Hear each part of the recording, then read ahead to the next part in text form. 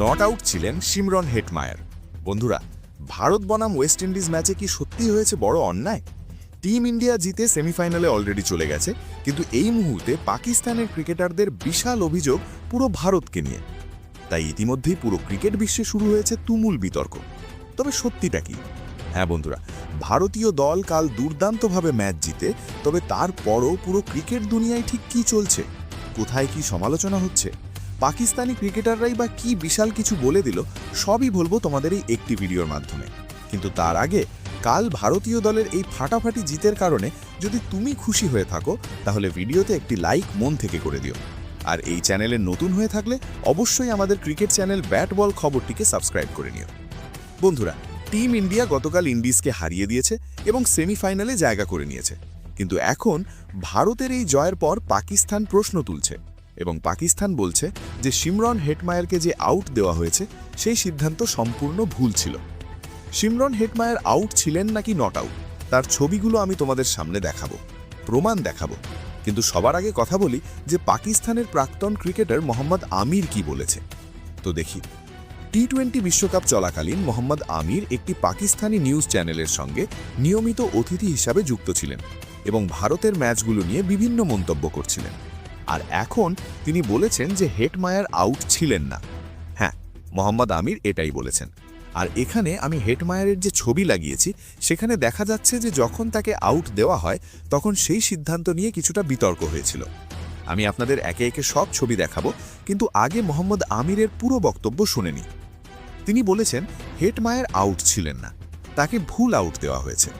আর আমি তোমাদের একটা কথা বলে রাখি, হেটমায়ারের ওই আউট হওয়াটা পুরো ম্যাচটাই বদলে দিয়েছিল। 12 বলে 27 রান করে ফেলেছিল। যদি তিনি আরও 15-20 বল খেলতে পারতেন, তাহলে ওয়েস্ট ইন্ডিজের স্কোর অনায়াসে 220-225 পর্যন্ত পৌঁছে যেতে পারত এবং সেখানে পৌঁছানো টিম ইন্ডিয়ার জন্য কঠিন হয়ে যেত। সেই পরিস্থিতিতে হেটমায়ার ম্যাচ বদলে দেওয়ার মতো খেলোয়াড় হতে পারত। মোহাম্মদ আমিরের দাবি বল হেটমায়ারের ব্যাটে লাগেনি। বুমরাহর বলটি তিনি ডিফেন্স বা ড্রাইভ করতে চেয়েছিলেন, কিন্তু বল পুরোপুরি ব্যাটে লাগেনি এবং সরাসরি উইকেট কিপারের হাতে চলে যায়। এরপর তাকে আউট দেওয়া হয়, কিন্তু আমিরের বক্তব্য বল ব্যাটে লাগেনি। এখন ছবিতে যে সত্য সামনে এসেছে সেটাও দেখো। প্রথম ছবিটি সেই সময়ের যখন সিদ্ধান্ত নেওয়া হচ্ছিল। সেখানে বুমরাহ, আর্শদীপ, স্যামসনকে দেখা যাচ্ছে, আর হেটমায়ারের ব্যাটের কাছে বল দেখা যাচ্ছে।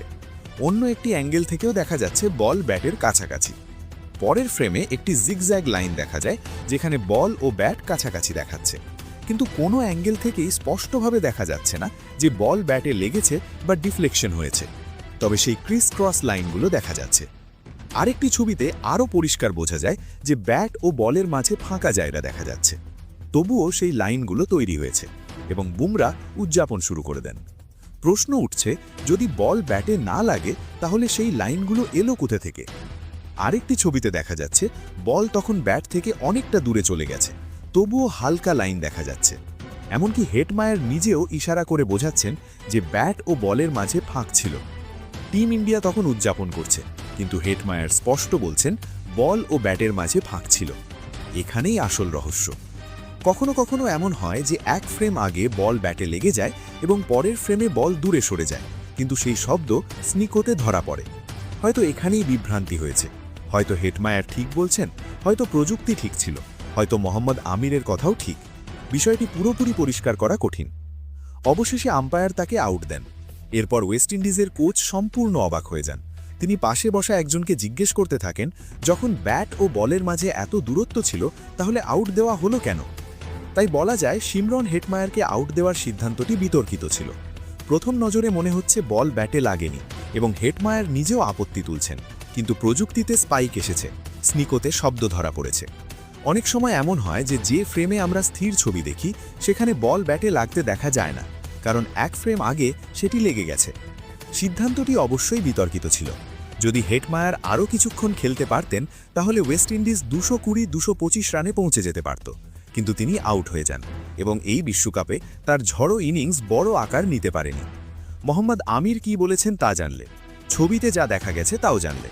এখন বড় প্রশ্ন, সত্যিই কি অন্যায় হয়েছে, নাকি প্রযুক্তিই বলছে শেষ কথা? এই বিতর্কে তুমি কার পাশে?